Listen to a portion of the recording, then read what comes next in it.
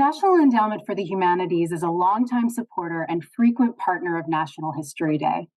Over the years, NEH and NHD have collaborated on a number of projects, including the development of History Day materials found on EdCitement, NEH's online platform for K-12 humanities teaching resources, and in this Ask an NEH Expert video series, where we seek advice from NEH grant winners in educational and cultural institutions all around the country, asking these history professionals to speak about some of the skills they use every day, the same skills needed for a successful History Day project.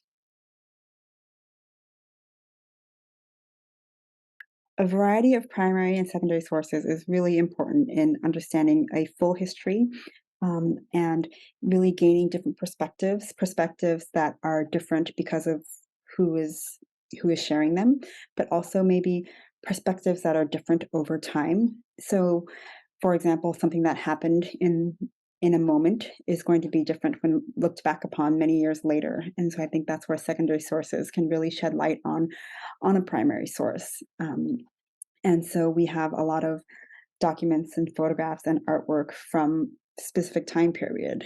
For example, the World War II time period at the Japanese American National Museum. World War II incarceration of Japanese Americans is a significant part of the story that we tell.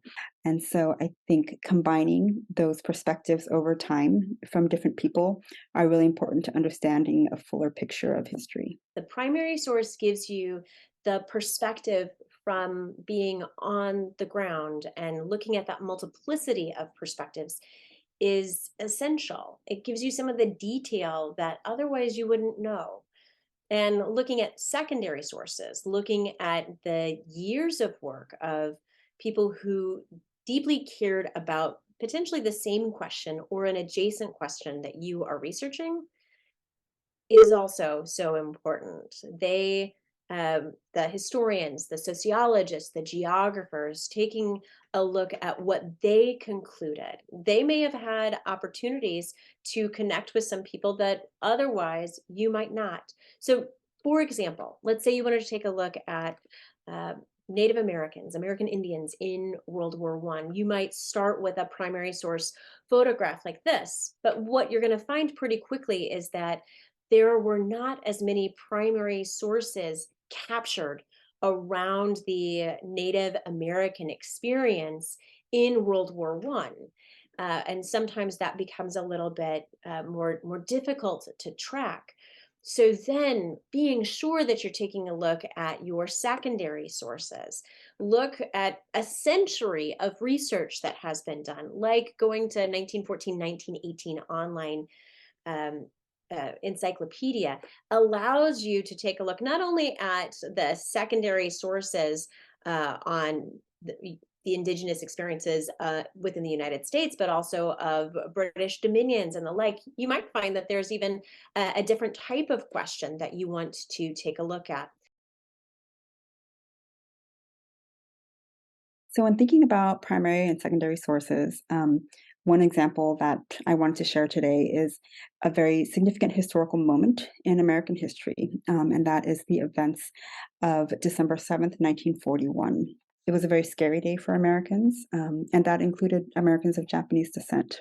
One of the things that we have is at the museum at Janum, we collect a lot of oral histories because that's really important to capture. So one of them that we have here is an oral history of a person who was a young man at the time, kind of his account of Pearl Harbor and what that was like for his family. Another primary source that we have is a painting by an artist named Henry Sugimoto. And so, as you look at this, like, what are some of the things that you notice?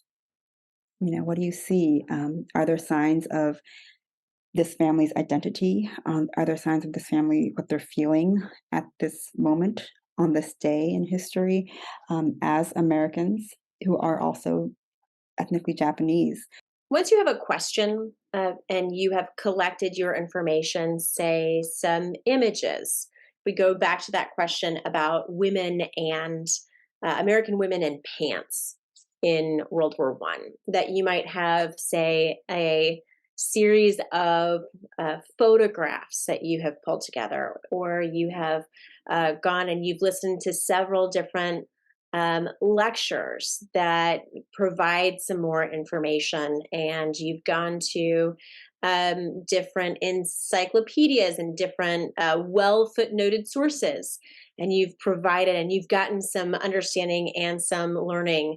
And maybe you've gone and you found that on May 28th of 1923, the United States Attorney General declared that it was legal for women to wear trousers anywhere. Then your quest is to put together all of this information into some digestible, interesting, historic argument to show all of these women helped influence the Attorney General's decision in 1923. The different primary sources and secondary sources that support that can be really important. It also allows you, as you kind of outline or storyboard your idea, to framework it out. It also allows you to see whether or not you're relying too heavily just on secondary sources for one particular idea or not. If you are taking a look at one idea, you might find that you're actually drawing a little too heavily just from one historian. So researching a little bit more, seeing if you can find some of those other primary support sources to support that idea is a good idea. It's a good step to get you to your final project. On this topic of Pearl Harbor and continuing to look at these resources, we have this painting by Henry Sugimoto or this drawing by Mine Okubo that really give us something visual to look at and to make observations about and to speculate about. And we can do that, and it's really a great way of dissecting history, is by interpreting artworks. But then we also have people's memories of this, and so some evidence that can add to something like these paintings would be a diary entry, for example.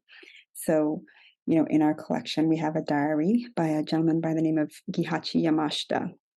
And here he is describing what it was like to be shaken awake on December 8th, 1941. And that is the day after Pearl Harbor.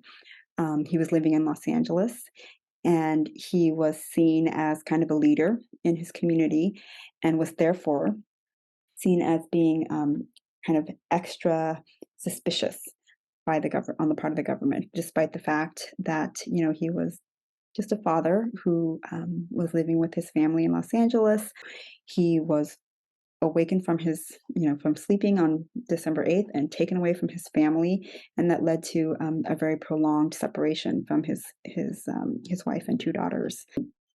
Can add to history and really create a much fuller picture when you take a written account, a verbal account many, many, many years later, somebody remembering what happened, as well as documentation that was something that was drawn at the time.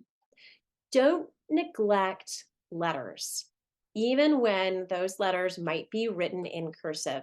Sometimes you'll find that different archives, like ours, have taken on transcribing, and so you'll be able to take a look at that information. Those quotes of individuals from that time frame, they can be so powerful in illustrating your idea and maybe even changing your mind about what you think was happening. Don't ever hesitate, even if you've gotten a bit further into your project, that if you find some sources that really push back on what you think the end idea is, don't hesitate to reconsider. Give yourself some time to steep on it.